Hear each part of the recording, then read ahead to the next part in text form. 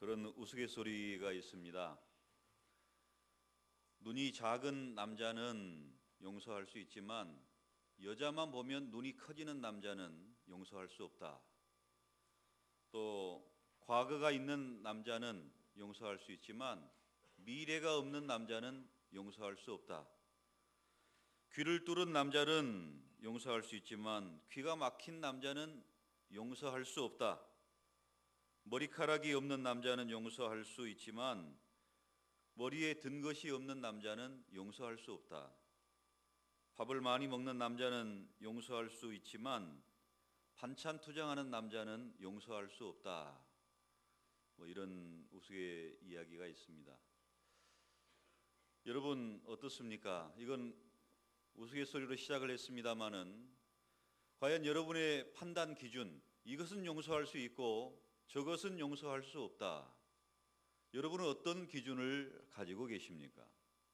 어떤 기준에 의해서 이건 용서할 수 있는 문제요, 저건 용서할 수 없는 문제다, 이렇게 판단하고 있습니까? 얼마 전에 우리 모든 사람들을 가슴 아프게 했던 크림빵 아빠 이야기 잘 아시잖아요. 뺑소니 사건입니다. 술에 만취해서 사람을 치고 또 나중에는 수사망이 좁혀오니까 자수를 하긴 했습니다마는 또 자기 자신의 그 죄를 자백하긴 했습니다마는 그 한 가정이 파괴되는 그런 일이었죠. 피해자 아버지가 찾아갔습니다. 그래서 용서를 해줬죠. 잘못했습니다. 내가 술에 취해서 이런 일을 해서 용서를 해줬습니다. 형을 살고 나와서 내 아들 목까지 살아달라고 용서를 해주었습니다. 미국에서도 그런 사건이 있었죠. 같은 사건은 아닙니다만은 48명을 살인한 희대의 살인마가 있습니다. 게리 리지웨이 사건이라고 이야기를 하는데, 자기 딸을, 자기 자녀를 잃은 그 부모들이 법정에서 다 한마디씩 하죠. 그런데 그 살인마는 내가 그 사람을 죽인지조차도 모르는 수많은 사람을 죽였기 때문에 감각도 없는 그런 사람이었습니다. 수많은 사람들이 욕하고 저주를 하고 그런 법정에 소란스러움이 있는데, 한 희생자 아버지가 증언대에 나와서 저 살인마는 내 딸이 누군지도 잘 모를지도 모르겠다. 그러나 나는 성경을 읽는 사람으로서 그 사람을 용서한다. 갑자기 장내가 좀 숙연해졌습니다. 다 욕하고 비난하고 저주하고 그 살인마를 다 죽일 것처럼 달려드는 그런 상황 가운데, 또 그럴수록 그 리지웨이는 더 마음을 닫고 그 독한 그 눈빛을 쏘아붙이면서 그런 자리에서 자기 딸을 죽인 그 살인마를 용서한다. 이 말을 듣던 그 살인마는 감정의 변화를 느끼고 울기 시작합니다. 지금까지 용서받아 본 적이 없는 그런 삶이 용서를 받고 나니 그 냉랭한, 다친, 딱딱하게 굳어버린 그 살인자의 마음 속에도 감정의 변화가 일어나기 시작했습니다. 사랑하는 성도 여러분, 하나님께서는 사실 우리가 원수 되었던 그런 사람들 아닙니까? 그런 우리들에게 주 예수 그리스도로 말미암아 용서를 허락하시면서 우리에게 사랑을 표현하셨습니다. 하나님이 우리를 사랑하신다, 내가 너를 용서한다 하는 그 메시지를 예수 그리스도를 통해서 우리에게 전해 주셨습니다. 하나님의 사랑을 알고 하나님의 용서를 받은 우리지만 우리의 삶의 현장 속에서 우리는 용서하며 살아가는 걸 어려워합니다. 또 용서를 구하며 살아가는 것을 어려워합니다. 내 잘못을 용서를 구하는 것도 어렵고 다른 사람을 용서해 주는 것도 어렵고 그렇게 살아가는 우리들의 모습입니다. 사실 우리가 처음부터 그 어떤 나쁜 마음을 가진 것도 아니고 그렇지만 사람이 살다 보면 조금씩 변해가는 것을 느낄 수가 있어요. 부부 사이에 처음 사랑도 식어질 때가 있고 변해갈 때가 있지 않습니까? 우리가 예수님을 믿는 신앙생활도 처음 그 신앙이 변해갈 때가 있습니다. 그런데 문제는 좋은 쪽으로의 변화는 바람직하고 칭찬할 만하고 긍정적이지만 우리가 하나님을 닮아가고 우리의 삶에 하나님의 영광으로 가득한 그런 삶으로 변화되는 것은 너무나 바람직하지만 예수님을 믿지 않는 사람처럼 아니 세상 사람과 다를 바 없는 아니 세상 사람보다 더 악한 모습으로 변화되어져 가는 우리들의 모습도 때로는 우리가 바라보면서 너무나 마음이 아플 때가 있습니다. 우리는 이런 삶의 현장 속에서 또 가정에서 교회 공동체에서 우리의 주변의 모든 사람들과의 관계 속에서 용서를 구해야 되고 용서를 하며 살아가는 우리들이 되어야 됩니다. 하나님이 우리를 용서하신 것처럼 우리도 용서받은 자로서 용서할 줄도 알고 용서를 구할 줄도 알고 그렇게 살아가야 되는 것입니다. 하나님께서는 예수 그리스도를 통해서 우리를 용서해 주신다는 그 메시지를 보여주셨죠. 오늘 본문은 아닙니다만 마가복음 11장 25절에 서서 기도할 때에 아무에게나 혐의가 있거든 용서하라. 그리하여 하늘에 계신 너희 아버지께서도 너희 허물을 사하여 주시리라. 이렇게 말씀합니다. 마가복음 11장 25절에서 아무에게나 혐의가 있거든 용서하라. 우리가 사랑하는 사람 이야기 아닙니다. 또 같은 그리스도인만 용서하라 아닙니다. 아무에게나, 대상이 아무에게나입니다. 좀 쉽지 않은 부분이죠. 내가 사랑하는 사람을 용서한다. 또 우리 가족만 용서한다. 교회 다니는 그리스도인들만 용서한다. 뭐 그런 이야기가 아니라 아무에게든지 아무나 용서하라 하시는 이 말씀을 우리가 받을 때 너무나 쉽지 않은 이야기라는 것을 우리는 알고 있습니다. 그러나 주님께서 말씀하시기를 그리하여야 하늘에 계신 너희 아버지께서도 너희 허물을 사하여 주시리라 이렇게 말씀하십니다. 오늘 본문 35절 말씀도 다시 한번 읽어보겠습니다. 시작. 너희가 각각 마음으로부터 형제를 용서하지 아니하면 너희 하늘 아버지께서도 너희에게 이와 같이 하시리라. 우리가 용서하지 아니하면 하나님께서도 그리하시겠다라고 말씀하십니다. 그러니까 우리 용서를 해도 되고 하지 않아도 되고 이런 부분이 아니죠. 나 자신을 위해서라도 우리는 반드시 용서해야만 되는 그런 사람들인 것을 성경에서 우리에게 말씀해 주고 있습니다.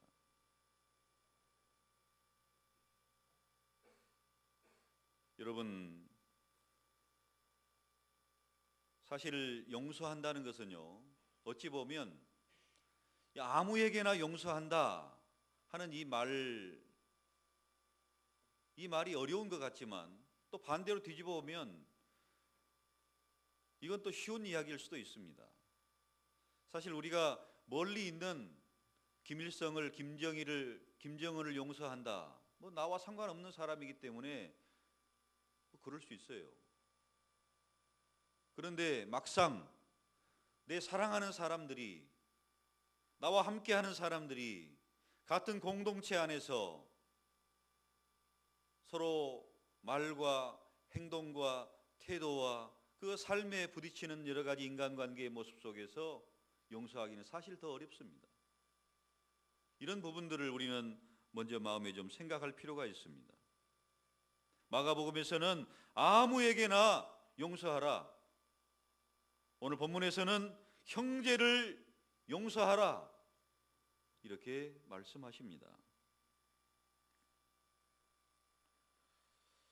오늘 본문의 내용을 다시 한번 먼저 살핍니다. 베드로가 예수님께 형제가 내게 죄를 범하면 몇 번이나 용서해 줘야 합니까? 7번 해줄까요? 그때 당시에 율법으로는 3번 용서하면 대단한 사람이라고 칭찬받았습니다. 율법으로는 3번 용서하면 칭찬받는 정도예요. 그런데 2배가 넘는 완전한 7번 용서해 줄까요? 예수님께서는 7번씩 70번 무한한 용서를 말씀하십니다. 그리고 예를 들어 말씀하시기를 10,000달란트 빚진 자 임금이 용서해 주었고, 이 10,000달란트 용서받은 사람이 자기 친구 100데나리온 빚진 자를 용서해 주지 못해서 감옥에 가둔 사건을 이야기를 하고 있습니다. 이 10,000달란트라는 이야기는요, 우리가 평생 보지도 못할 돈입니다.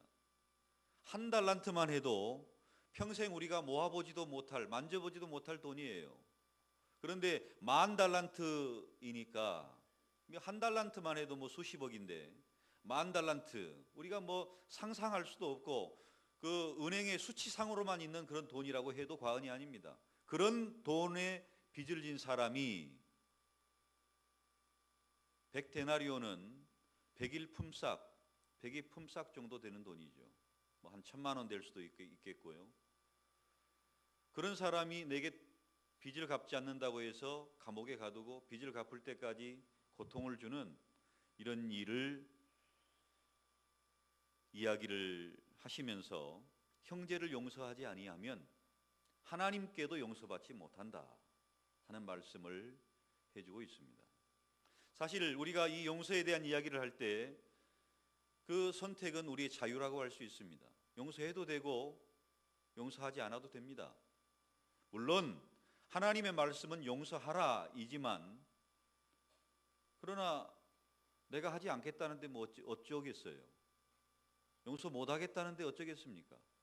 그러나 그 피해는 감당해야 됩니다. 누가요? 자기 자신이 용서받지 못하고 자기 자신이 많은 피해를 보게 될 것입니다. 용서는 상대방을 위해서 하는 것이 아니라 나를 위해서 하는 것입니다. 물론 내가 용서를 하면 상대도 마음이 편안해지고 내가 용서를 하면 상대도 기쁨이 있겠지만 더 큰 기쁨은 나에게 있어요. 용서를 하는 사람에게 있습니다. 용서를 하는 사람은 그 마음에 평안이 찾아올 뿐만 아니라 하나님께서 용서해 주신다 말씀하시니까요. 사실 우리는 용서를 한다, 용서에 대한 이야기를 하면서도요, 용서의 방법을 잘 모릅니다. 어떻게 용서해야 될지 용서의 방법을 잘 모릅니다. 그래서 오늘 말씀은 용서의 방법에 대한 부분을 더 초점을 맞추어서 말씀을 드리려고 합니다.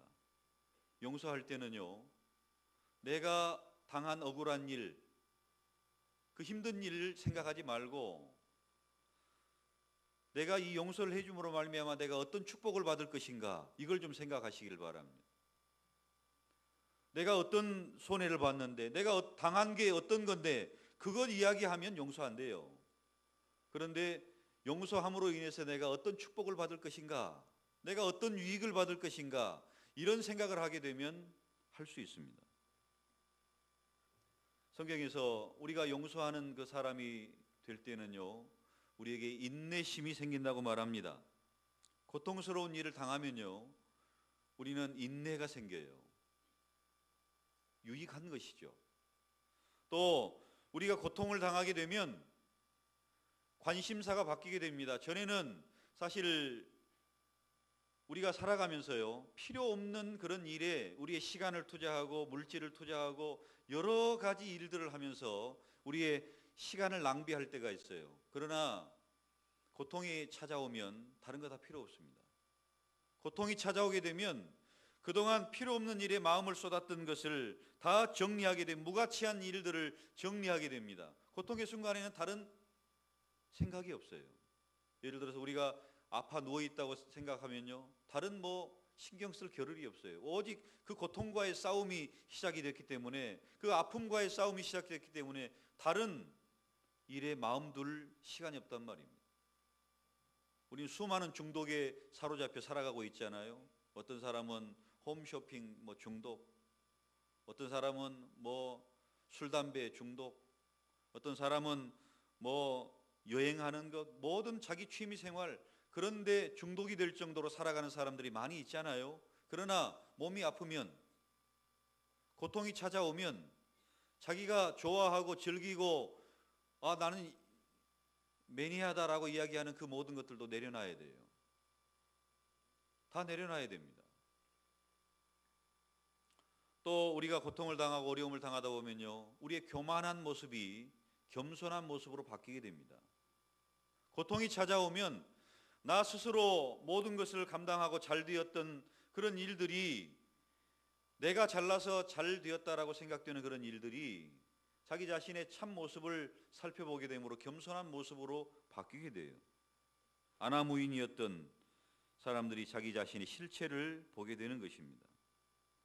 또 억울하고 고통을 당하게 되면 사람들은 하나님 말씀에 관심을 기울이게 됩니다. 전에는 하나님 말씀 읽고 싶은 마음은 있는데 너무 바빠요.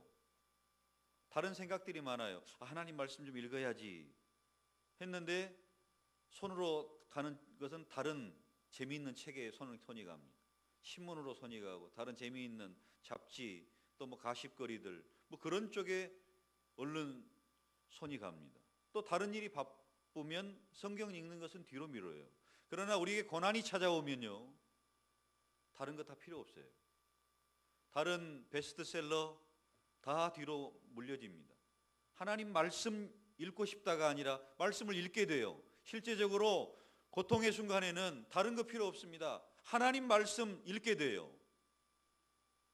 또 기도할 때도요, 고통의 순간이 찾아오게 되면 기도에 집중력이 생깁니다. 우리가 평안할 때 기도하는 것하고요, 고통의 순간에 기도하는 기도가 달라요. 평안할 때 기도는요, 기도가 이리 갔다 저리 갔다 합니다. 여러분 기도 많이 해보셔서 알잖아요. 기도가 이 기도하다가 저쪽으로 가다가 이리 가다가 막 삼천포로 빠져요. 아주 집중하지 않으면 기도가 그냥 방향을 잃어버릴 때가 있어요. 그러나 고통의 순간에는요, 기도가 집중력이 생깁니다. 하나님, 나의 이 문제, 하나님, 이 고통, 기도가 집중력이 생겨요.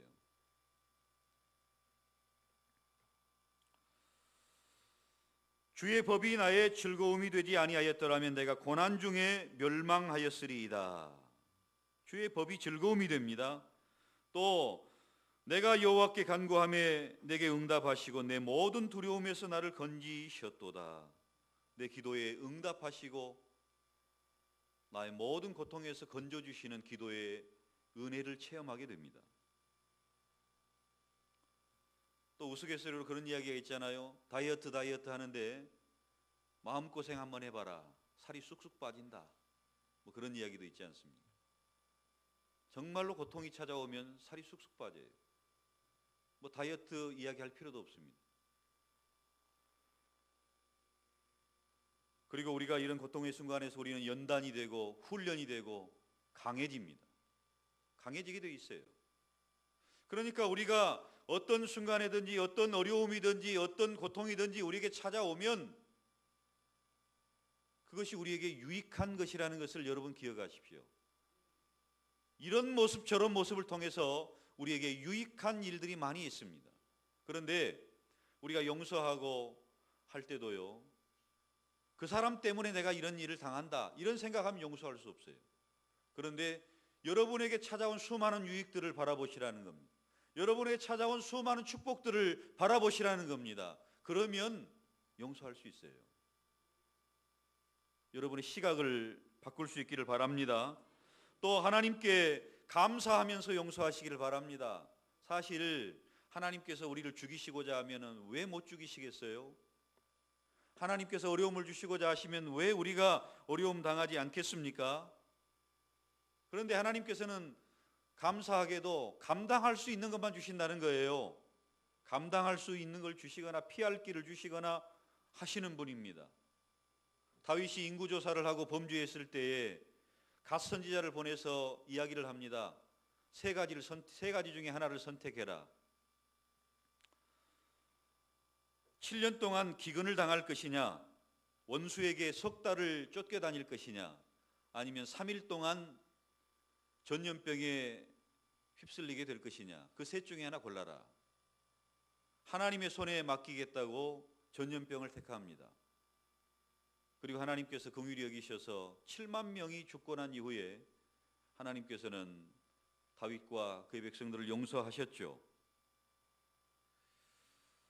사실 우리는 우리 자신의 십자가가 가장 무겁다고 느낍니다. 하나님 왜 나에게 이런 십자가를 주십니까? 너무 무겁습니다. 하나님께서 그럼 그 십자가 내려놓고 네가 질만한 것 찾아봐라. 이제 기분이 좋아서 이런 십자가 저런 십자가 다 이렇게 한 번씩 살펴보다가 마침 보니까 저쪽에 내가 질만한 예쁘고 아담하고 금빛이 반짝반짝 나는 그런 십자가를 딱 집어들었어요. 하나님 이것으로 하렵니다. 그거 네가 조금 전에 내려놓은 거다. 다른 십자가 지려고 조금 전에 내려놓은 십자가 바로 그거다. 내가 그 십자가를 너에게 준 거다. 처음에 하나님이 우리에게 주신 건요, 우리가 선택을 해도 그보다 더 기가 막힌 선택을 할 수 없을 정도로 하나님께서 주신 것은 감사로 받을 수 있으시기를 바랍니다. 하나님은 우리에게 좋은 것을 주시는 분입니다. 필요한 걸 주시는 분입니다. 합당한 걸 주시는 분이십니다. 또 우리 생각에 용서할 수 없는 그 미움의 마음이 떠오를 때마다요, 주님을 바라보시기를 바랍니다. 사실 우리가 용서하지 못하는 것은 그 사람의 말, 그 사람의 어떤 행동, 그 사람의 태도, 그 사람의 어떤 인상, 뭐 어떤 그런 부분들을 통해서 나는 용서 못하겠다라고 이야기를 하지만 맞아요. 그렇습니다. 우리 인생의 모습이 그래요. 그러나 주님을 바라보시라니까요. 그 사람을 바라보지 마시고 주님을 바라보십시오. 스데반이 돌에 맞아 죽어가면서 저들의 죄를 용서하옵소서라고 주님께 기도하지 않습니까?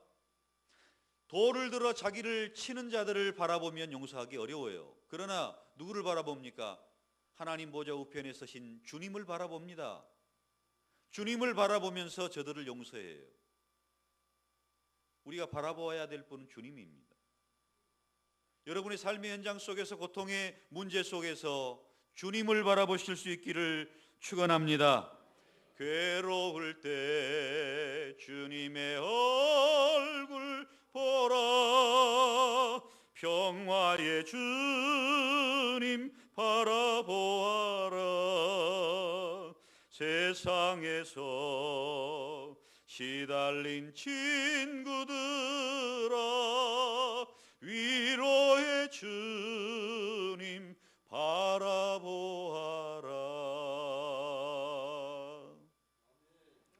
위로의 주님이 여러분에게 진정한 평안과 위로가 되시기를 축원합니다. 그리고 성경에서는요, 보다 더 적극적으로 말합니다. 용서할 수 없는 사람이 있느냐? 그들을 위해서 기도하라 말씀하십니다. 너희 원수를 사랑하며 너희를 미워하는 자를 선대하며 너희를 저주하는 자를 위하여 축복하며 너희를 모욕하는 자를 위하여 기도하라. 누가복음 6장에서 우리에게 가르쳐주고 있습니다.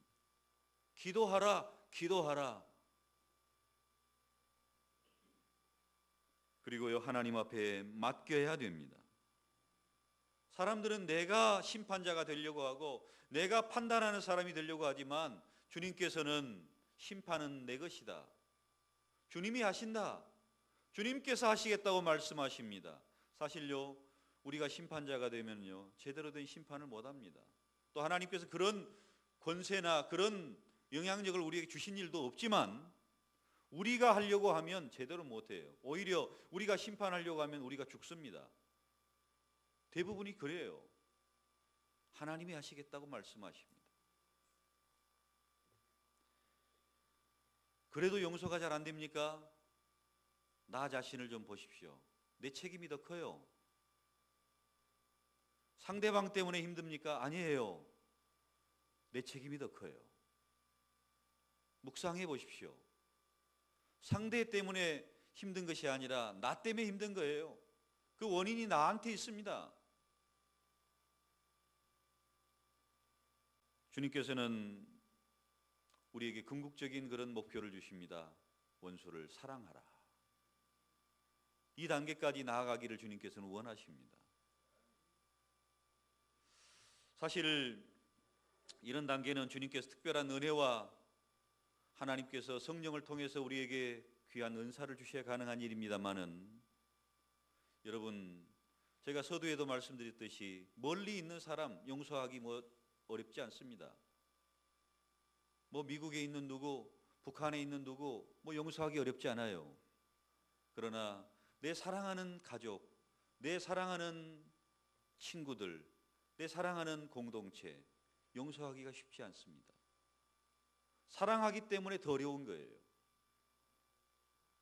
그래서 부모의 가장 큰 고통은 자녀들이지 않습니까? 자녀들이 잘못되거나 자녀들이 힘들게 하거나 그렇게 힘들어요. 가장 힘든 대상이 자녀들입니다. 가장 힘든 대상이 또 부모요. 가장 힘든 대상이 부부간의 관계예요. 서로 용서하기가 쉽지 않습니다. 그러나 쉽지 않은 관계임에도 불구하고 오늘 이 말씀을 좀 적용해 보시기를 바랍니다. 주님께서 원수를 사랑하라 하시는데, 원수까지라도 사랑하시는데, 주님께서 네 책임도 있다 이렇게 말씀하시는데, 주님께서 기도하라고 말씀하시고 예수님을 바라보라고 말씀하시고 그 시험과 그 모든 일들을 감사하라고 말씀하시고 그 고통으로 인해서 너에게 준 축복과 유익이 얼마나 큰지를 묵상해 보라고 말씀하시는데, 우리가 용서하지 않고 있다면 우리의 손해입니다. 하나님도 우리를 용서하지 않으시겠대요. 그리고 하나님께서 우리를 용서해 준 그 용서를 묵상하라고 말씀하십니다. 사랑하는 성도 여러분, 여러분의 삶 속에, 여러분의 가정 속에, 또 우리 교회 공동체 안에, 또 여러분의 삶의 현장 속에 불편한 관계, 용서하지 못할 그런 사람들이 있습니까? 오늘 이 말씀을 묵상해 보세요. 그리고 여러분이 선택하십시오. 해도 되고 안 해도 됩니다.